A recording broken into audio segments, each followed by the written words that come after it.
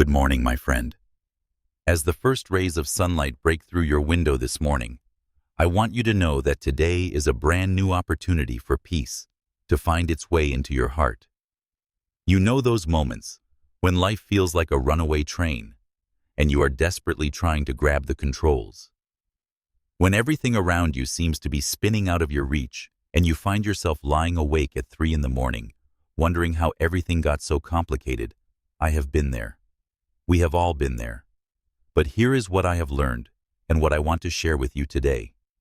Proverbs 3 verses 5 and 6 reminds us to trust in the Lord with all our heart and lean not on our own understanding. In all our ways acknowledge Him, and He will make our paths straight. And Isaiah 26 verse 3 promises us perfect peace for those whose minds are steadfast because they trust in Him. Today we are going on a journey together from that place of feeling completely out of control to learning the beautiful art of surrender and trust. Before we dive into this story, I would love to know where you are watching from today. Drop a comment below and let me know your city or state. And if this message speaks to your heart, please hit that like button and subscribe to join our prayer community. Now let me tell you about the night that changed everything for me. I used to be what you might call a control enthusiast. Every morning I would wake up with a detailed plan for the day, a color-coded calendar on my phone, and lists for everything. Lists for grocery shopping, lists for weekend projects, even lists for planning my lists. There was something deeply satisfying about checking off those little boxes, about knowing exactly what came next and when it would happen. My wife used to tease me about it, calling me her little project manager. But honestly, I loved the feeling of having everything organized and under control. For years, this system worked perfectly. I climbed the corporate ladder steadily. We bought our first house right on schedule, had our 2 beautiful children exactly when we had planned, and life felt like it was unfolding according to the blueprint I had carefully drawn. Every goal was met.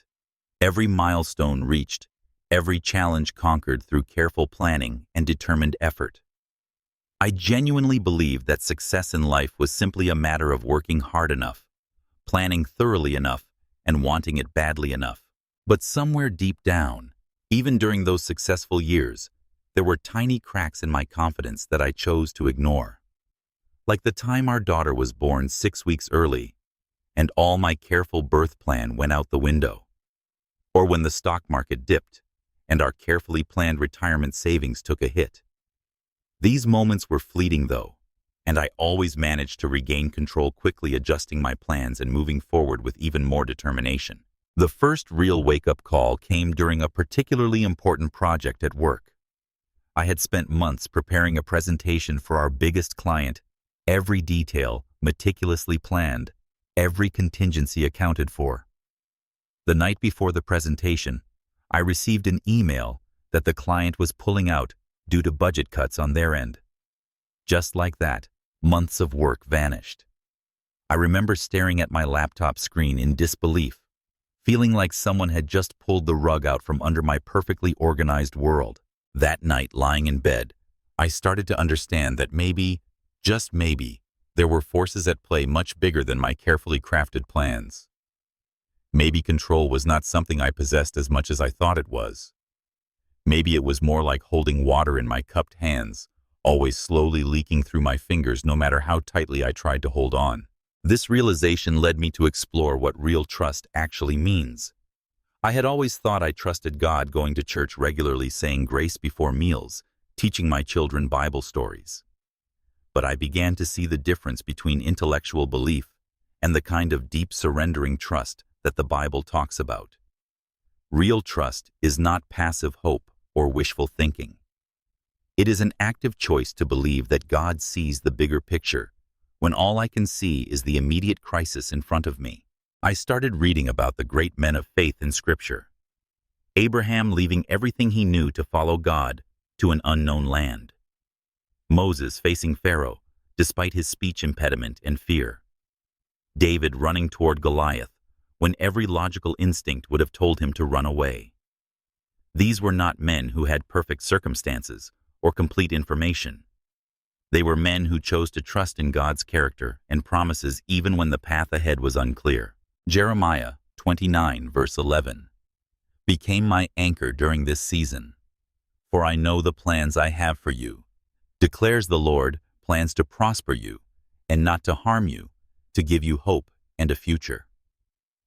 I began to understand that God sees the entire tapestry of our lives, while we only see the individual threads we are living through, moment by moment. What looks like chaos from our limited perspective might be part of a beautiful design from His eternal viewpoint. Psalm 46, verse 10 instructs us to be still and know that I am God. This was perhaps the hardest command for someone like me, who believed that being still meant being lazy or irresponsible. But I was beginning to learn that stillness is not inaction. It is the active choice to stop striving in our own strength and to rest in the knowledge that the Creator of the universe is working on our behalf. This journey of learning to trust would soon be tested in ways I never could have imagined. And that test was about to begin with a phone call that would turn my carefully controlled world completely upside down. The call came on a Tuesday morning at 9:43. I remember the exact time because I was reviewing my daily schedule when my boss asked me to come to his office immediately. There was something in his voice, a forced casualness, that made my stomach tighten. As I walked down the hallway, I told myself it was probably about the new project we had been discussing, maybe a promotion opportunity or additional responsibilities. Instead, I found myself sitting across from him as he explained that the company was restructuring and my position was being eliminated, effective immediately. The words seemed to bounce off my ears like I was hearing them underwater. 15 years of loyal service, countless overtime hours, missed family dinners, weekends spent working on projects, all of it ending with a manila envelope containing information about severance pay and COBRA insurance. I somehow managed to maintain my composure during the meeting, shaking hands professionally, thanking them for the opportunities, even wishing my boss well, as if this was a mutual decision we had all agreed upon. But as I walked to my car, carrying the small cardboard box with my personal belongings, the reality began to sink in, like ice water in my veins. Sitting in my car in the company parking lot, I felt the first wave of panic crash over me. The mortgage payment due in 2 weeks. The car payments. The credit card bills that always seemed to creep up despite my careful budgeting. The health insurance that would run out at the end of the month. The college fund for my kids that we could no longer contribute to. The vacation we had planned for this summer that now seemed like a cruel joke. The drive home was a blur of racing thoughts and growing dread. How was I going to tell my wife? How do you walk into your house and announce to the person who depends on you that you have just failed at the most basic responsibility of providing for your family? My 8-year-old daughter Emma was going to ask why Daddy was home so early, and I had no idea what to say to her bright, trusting eyes. That night, after the kids were in bed, I sat at our kitchen table with a calculator, a stack of bills, and our bank statements spread out before me like evidence of my inadequacy. My wife Sarah sat beside me, her hand on my shoulder, trying to offer comfort, while I could see the worry lines deepening around her eyes. We had maybe 3 months of expenses saved up if we cut everything non-essential immediately. The first few weeks became a blur of desperate activity. I was online before sunrise every morning, scouring job boards, sending out dozens of applications, tailoring cover letters, until my eyes burned from staring at the computer screen. I signed up for every job alert service, reached out to every professional contact I had ever made, even swallowed my pride and called former colleagues to ask if they knew of any openings anywhere. But the responses were either polite rejections or, worse yet, complete silence. The few interviews I managed to secure felt like exercises in humiliation as I tried to explain the gap in my employment while projecting confidence I did not feel. I could sense the unspoken questions. If you were so valuable to your last company, why did they let you go? The financial pressure mounted with each passing day. We canceled our Netflix subscription, stopped eating out entirely, and I started shopping at discount grocery stores where I had never set foot before. I found myself standing in the cereal aisle comparing prices per ounce, like my life depended on saving 50 cents on cornflakes. These small humiliations felt huge to someone who had always been the provider, the one with answers, the one who could fix any problem with enough effort and planning. Sleep became a luxury I could not afford, not because I did not have time, but because my mind would not shut off. I would lie in bed at 2 in the morning calculating how many more weeks we could last, wondering if I should start looking into food banks or asking family for help. The shame of potentially having to admit failure to my parents, who had always been so proud of my success, felt almost as crushing as the financial pressure itself. My relationship with prayer during this time was complicated and desperate.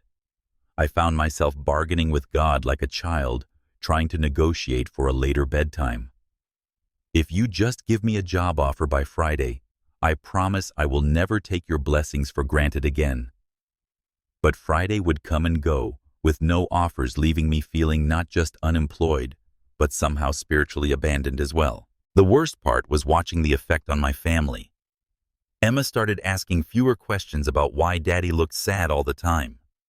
Sarah began handling all the phone calls from creditors and managing the household finances because she could see that every conversation about money sent me deeper into a spiral of self-doubt and despair.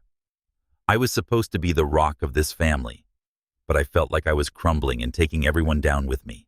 This was the darkness I had never experienced before, a place where all my careful planning and determined effort felt as useless as trying to hold back the ocean with my bare hands. And it was in this darkness that I was about to learn the hardest and most important lesson of my life. 2 months into unemployment, I hit what I can only describe as rock bottom.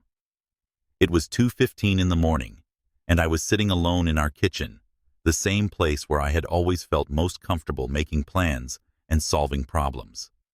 But tonight, there were no solutions to calculate, no strategies left to try.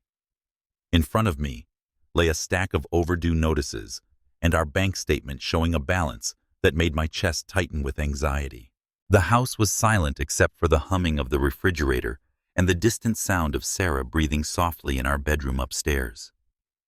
My family was sleeping peacefully, trusting that somehow Daddy would figure this out that morning, would bring new hope and possibilities. But I felt like a fraud, a man pretending to have strength he did not possess, wisdom he had never actually owned. I stared at the calculator display, showing numbers that did not add up to survival much longer. We were maybe 3 weeks away from having to choose between the mortgage payment and keeping the lights on.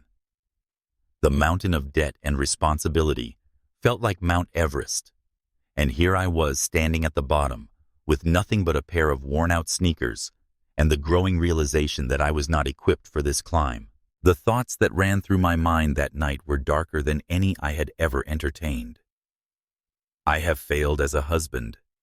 I have failed as a father. Other men manage to provide for their families no matter what happens. What is wrong with me that I cannot do this one basic thing that men have been doing for thousands of years?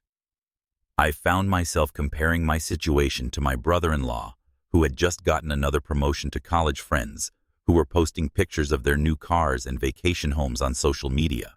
The shame was suffocating. Earlier that day, I had to call the bank to request a payment extension on our mortgage. The customer service representative was polite and professional, but I could hear the slight change in her tone when I explained our situation.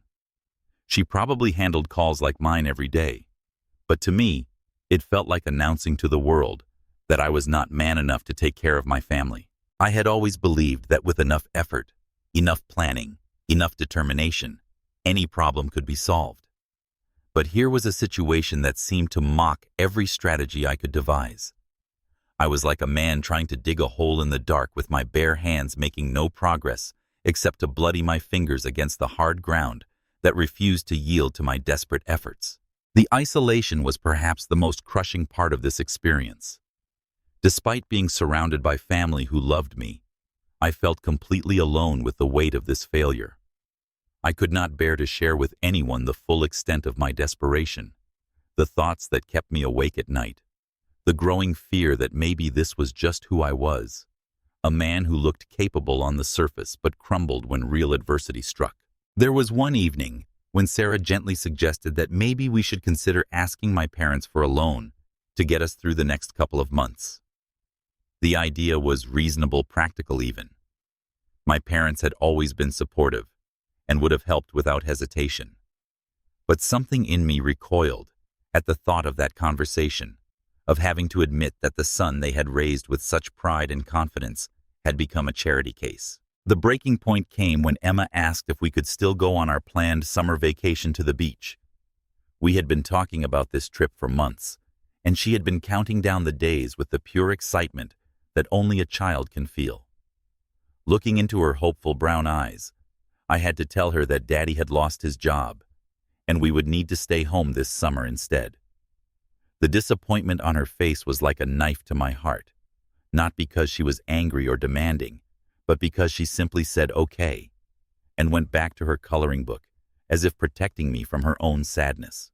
That night, I realized that my attempts to control this situation through sheer force of will had not only failed, they had made everything worse.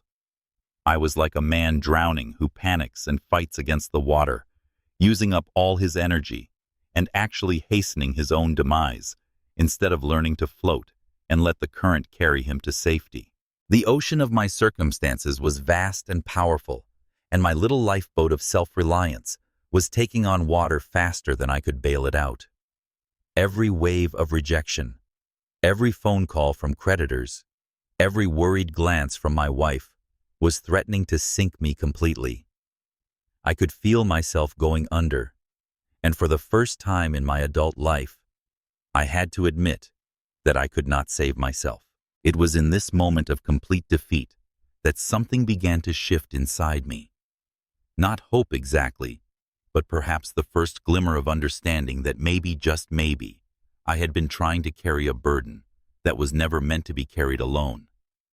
Maybe the solution was not to fight harder against the current, but to learn to trust the one who created the ocean in the first place.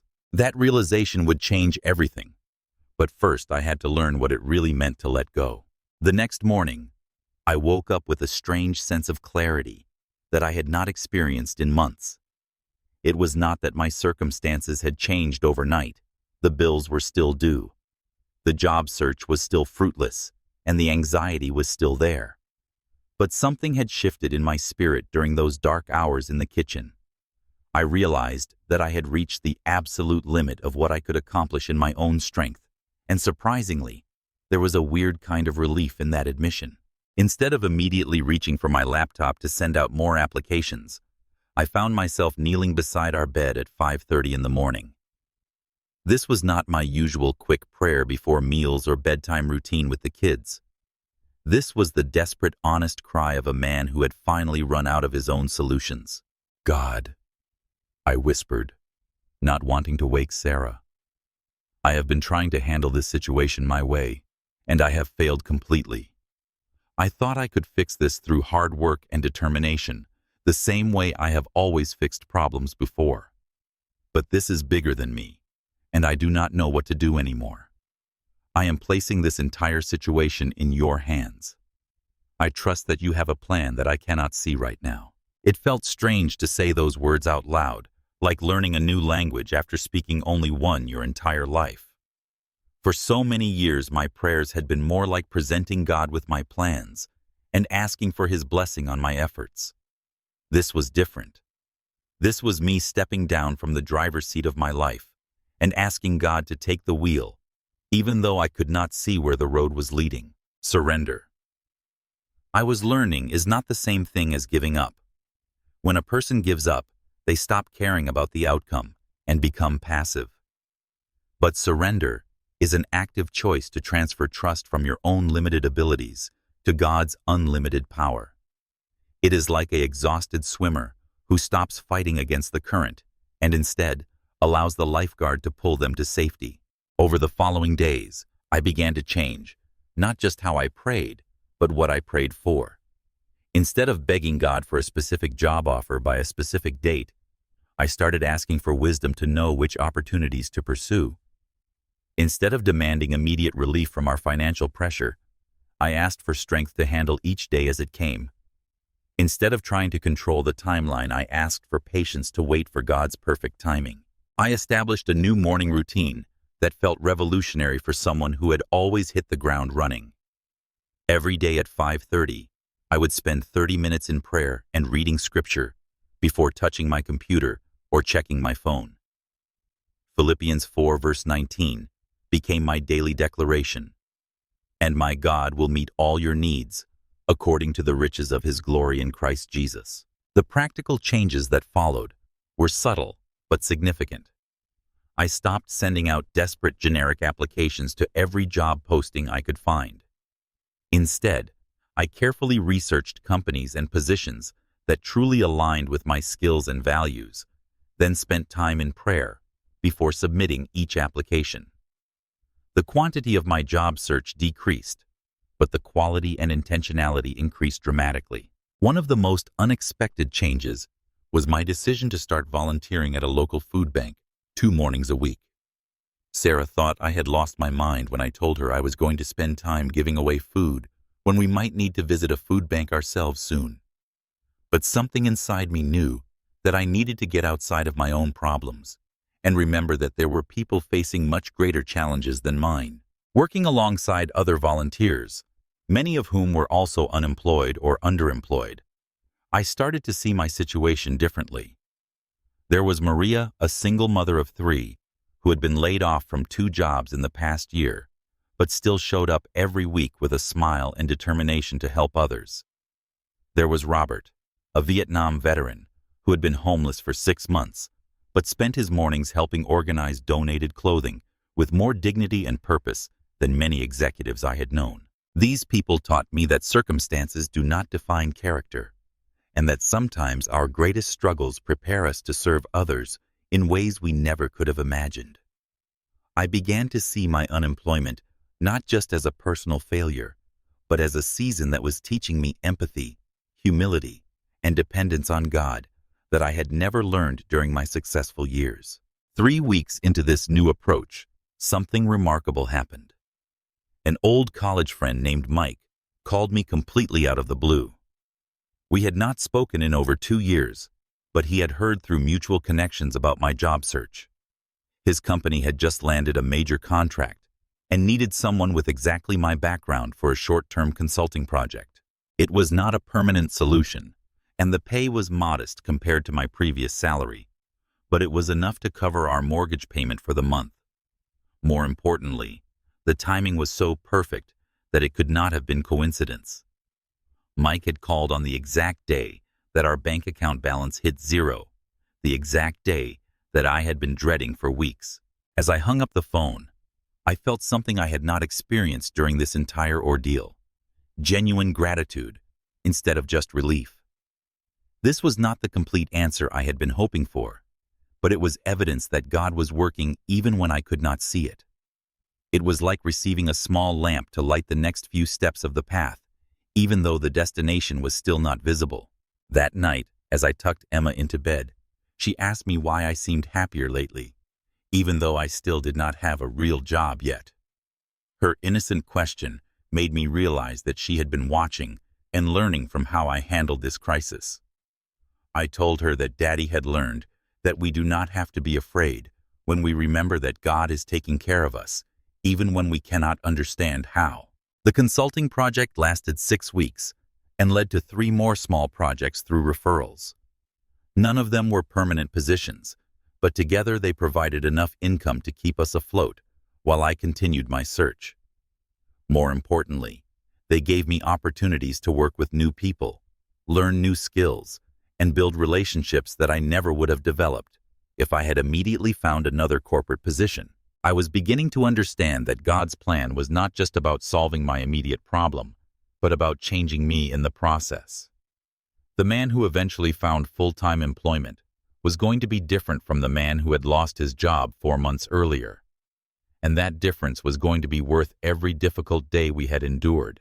The transformation that began with my decision to surrender continued to unfold in ways both subtle and profound over the following weeks. It was like watching a sunrise. You do not notice the exact moment when darkness becomes dawn, but suddenly you realize you can see everything more clearly than before. The first miracle I noticed was not external, but internal. I was sleeping through the night again. For months, I had been waking up at 3 or 4 in the morning, with my mind immediately racing through worst-case scenarios and impossible calculations. But now, even though our financial situation had not dramatically improved, I found myself sleeping peacefully for 7 or 8 hours straight. It was as if the anxiety that had been my constant companion was slowly being replaced by a peace that truly did pass understanding, just as Paul had promised in Philippians. One particular morning stands out in my memory with perfect clarity. I was sitting on our back porch at dawn, drinking coffee, and watching a pair of sparrows building a nest in the oak tree in our yard.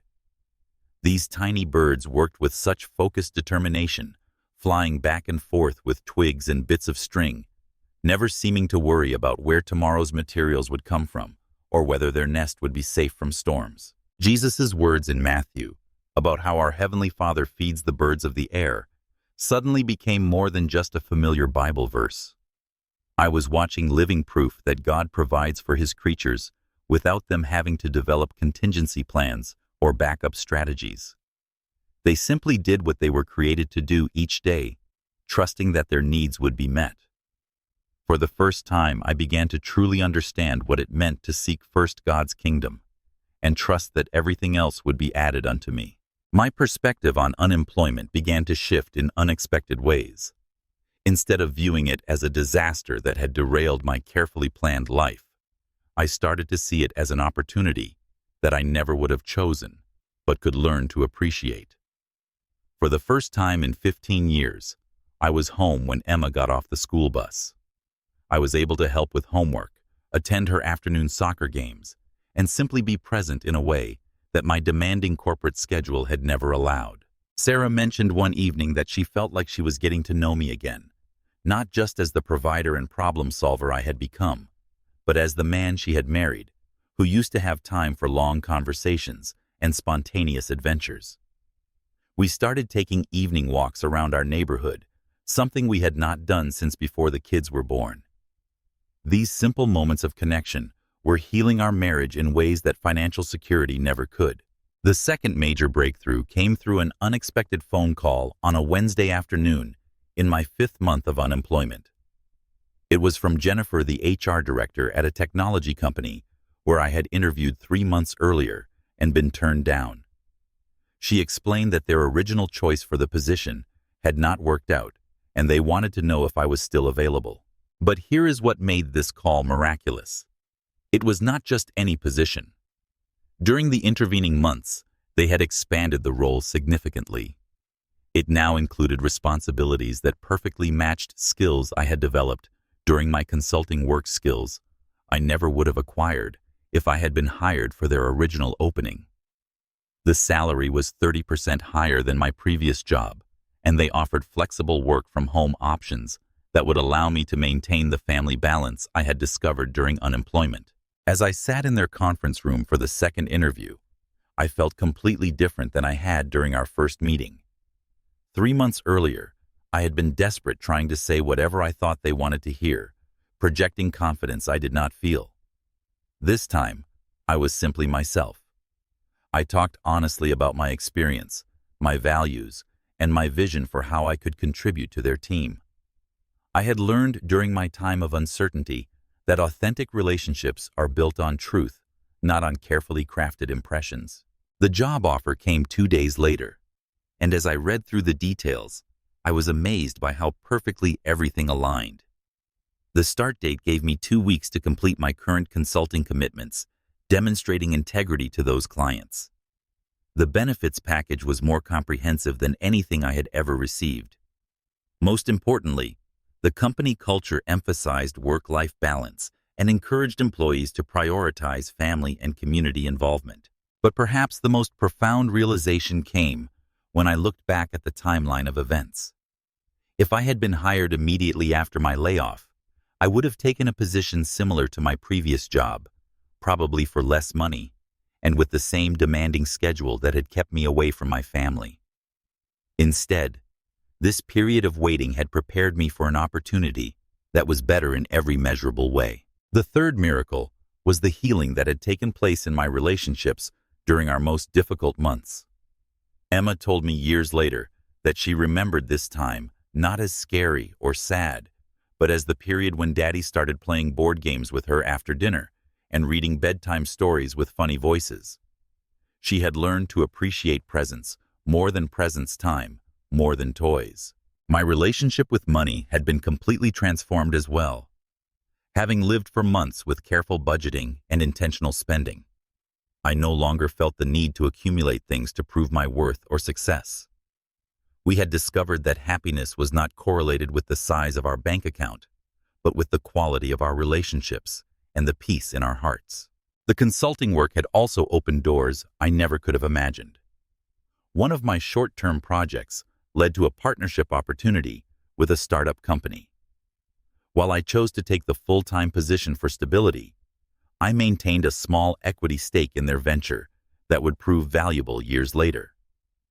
God had been weaving together a story that was far more complex and beautiful than anything I could have designed myself. Most surprisingly, other people began reaching out to me for advice and encouragement. Word had spread through our church and community about how our family had navigated this difficult season with grace and faith. I found myself counseling other men who were facing job loss, financial stress, or career transitions. The experience that had felt like pure suffering was becoming a source of strength and wisdom that I could share with others. I realized that God had not just rescued me from unemployment. He had used unemployment to rescue me from a life of anxious striving and self-reliance that was ultimately unsustainable. The man who started his new job was grateful, humble, and dependent on God in ways the man who had lost his job had never been. And that transformation was worth every sleepless night and every humbling moment we had endured. On my first day at the new company, I drove to work with a sense of excitement and anticipation that I had not felt in years. But more importantly, I drove with the knowledge that my identity and security were not tied to my job title or salary. I was a child of God who happened to work in technology, not a technology worker who happened to believe in God.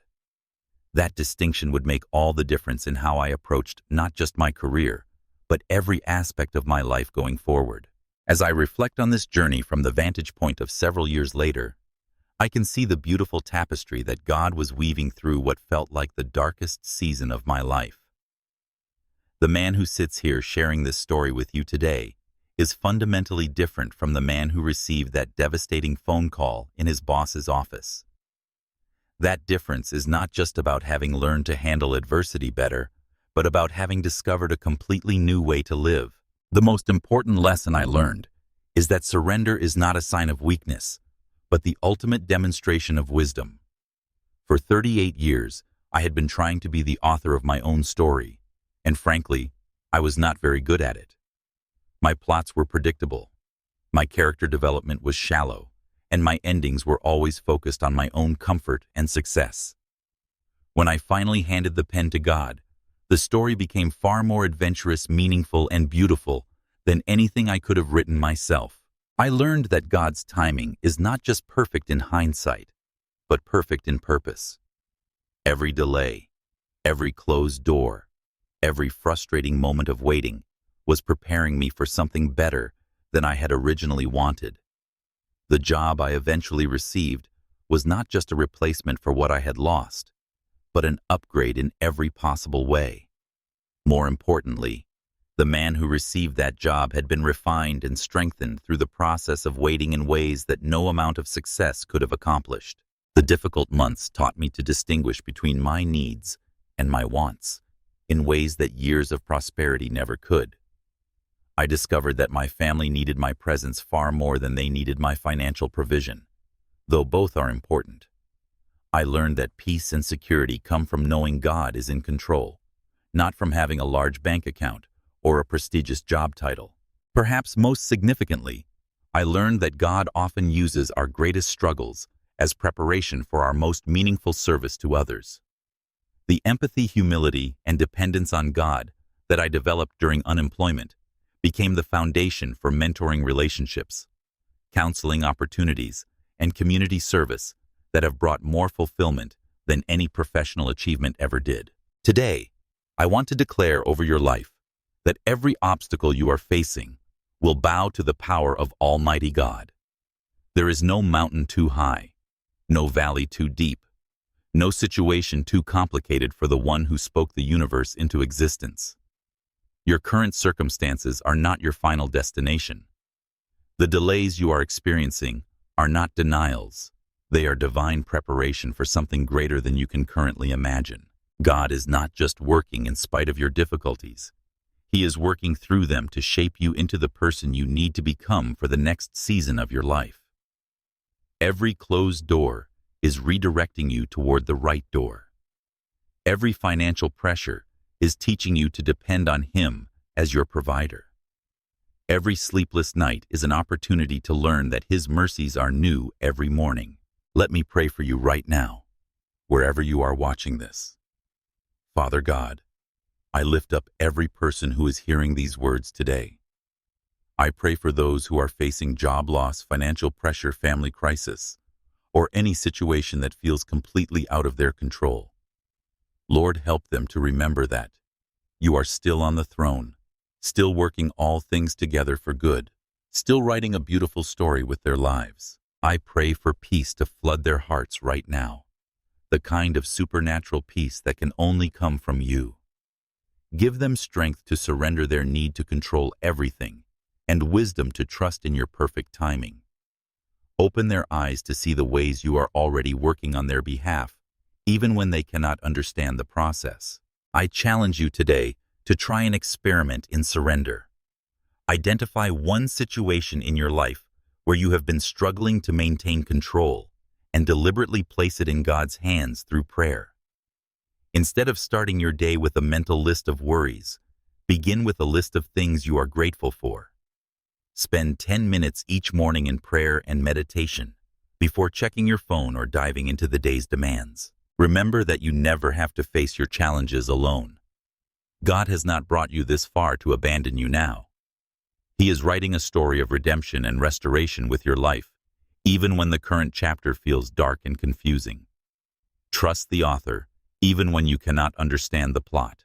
If this message has encouraged you today, I would love for you to share it with someone else who might need to hear these words. Hit that like button to let me know this spoke to your heart, and subscribe to our channel so we can continue this journey of faith together. I would love to hear your own stories of learning to trust God in difficult circumstances, so please share them in the comments below. What area of your life do you struggle most with surrendering to God's control? Is it your finances, your relationships, your health, your career? Share your prayer requests in the comments so our community can pray with you and support you through whatever you are facing. We are not meant to walk this journey alone. Thank you for spending this time with me today. I am praying for each one of you that you would experience the peace that comes from knowing you are held by hands that are stronger than any storm you will ever face. Until we meet again, remember that you are loved beyond measure and never ever forgotten by the God who calls you His own. Let go and lean on God, my friend. That is where you will find the rest your soul has been searching for.